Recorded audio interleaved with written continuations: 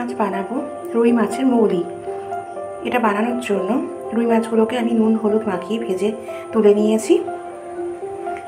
একটা গোটা পেঁয়াজ আর লঙ্কা, 6-7টা কাঁচা লঙ্কা।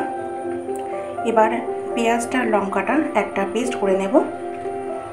আর নিয়েছি আদা রসুনের পেস্ট। তোমরা এটা নর্মাল আদা রসুনও ইউজ করতে পারো, একসাথে পেঁয়াজ আর লঙ্কার সাথে বেটে নিতে পারো। আর নিয়েছি কেনা নারকেলের দুধ। এটা নারকেল থেকেও ডাইরেক্ট দুধ বের করে নেওয়া যায়। এবার আমি পেঁয়াজটা আর লঙ্কাটা মিক্সিতে পেস্ট করে নেব। পেঁয়াজ আর লঙ্কাটা পেস্ট করা হয়ে গেছে।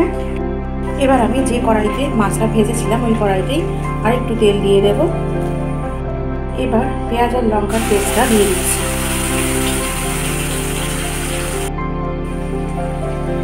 এইবার পেঁয়াজটাকে ভালো করে কষিয়ে নেব একটু।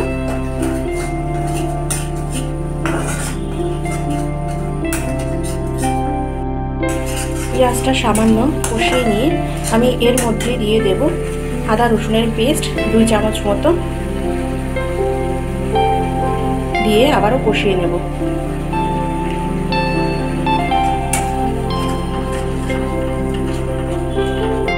ভিডিওটা যাতে বড় না হয় আমি সেজন্য মাছ ভাজাটা দেখাইনি। মশলাটা সামান্য কষিয়ে নিয়ে আমি মধ্যে দিয়ে দেব 2 চামচ মতো ধনে গুঁড়ো, 2 চামচ মতো জিরে গুঁড়ো, 1/2 চামচ মতো হলুদ আর 1 চামচ মতো নুন। এবার মশলার সাথে ভালো করে পেঁয়াজ বাটাটা কষিয়ে নিতে হবে।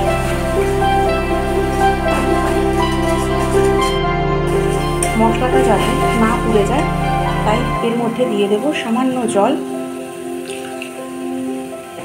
এরপর পুরো তেল ছাড়া পর্যন্ত কষাতে থাকব।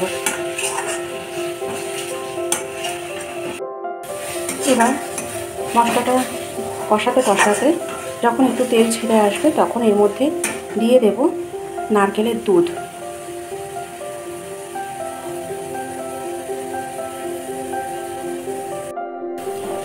এরপর এটা মশলার সাথে আবারও ভালো করে কষিয়ে নেব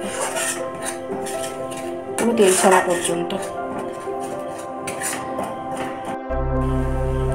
এইভাবে যখন মশলা থেকে তেল ছাড়তে শুরু করবে তখন আমি এর মধ্যে দিয়ে দেব প্রয়োজন মতো জল। যতটা মাছ হবে সেই অনুযায়ী গ্রেভিটা করতে হবে। এরপর গ্যাসটাকে হাই ফ্লেমে দিয়ে ভালো করে ফুটিয়ে নিতে হবে গ্রেভিটা।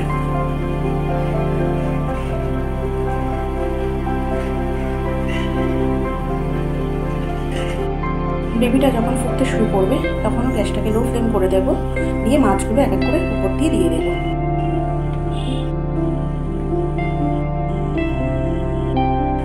মাছগুলো ছেড়ে দেওয়ার পরে 15 মিনিটের জন্য ঢাকা দিয়ে দেব। 15 মিনিট পর আমি ঢাকাটা তুলে দেব। রান্নাটা হয়ে এসছে, দেখেই বোঝা যাচ্ছে। সবশেষে আমি উপর দিয়ে ছড়িয়ে দেব গরম মশলা আর দেব সামান্য ঘি, দিয়ে একটু ঝোলটাকে নাড়িয়ে দেব।